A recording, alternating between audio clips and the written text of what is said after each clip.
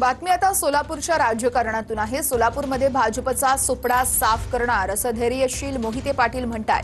तर सुपडा साफ कोणाचा झाला हे जनतेनं दाखवून दिलं असा पलटवार जयकुमार गोरेंनी केलाय।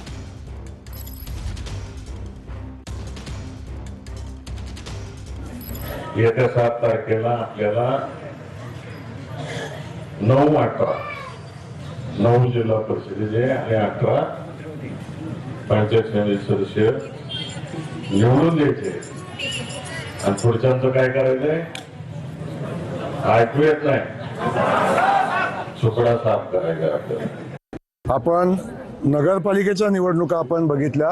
नगरपालिकेच्या निवडणुकीमध्ये अकलूज सोडलं तर एकाही ठिकाणी जे घराणं पश्चिम महाराष्ट्र आणि महाराष्ट्राचं राजकारण करत होतं त्या घराण्याला अकलूज पुरतं मर्यादित ठेवण्याचं काम आपण पाहिलं असेल की अकलूजच्या बाहेर ते जाऊ शकले नाही, मत मागू नाही शकले, पॅनल उभं नाही करू शकले। आणि सोलापूरच्या महानगरपालिकेची निवडणूक झाली, त्या महानगरपालिकेमध्ये खातं सुद्धा उघडलं नाही, तुतारीचं खातं सुद्धा उघडलं नाही। त्यांना काय अधिकार आहे? सुपडा साफ कुणाचा झाला हे जनतेनं दाखवून दिलेलं आहे। त्यामुळे आत्मपरीक्षण केलं पाहिजे आणि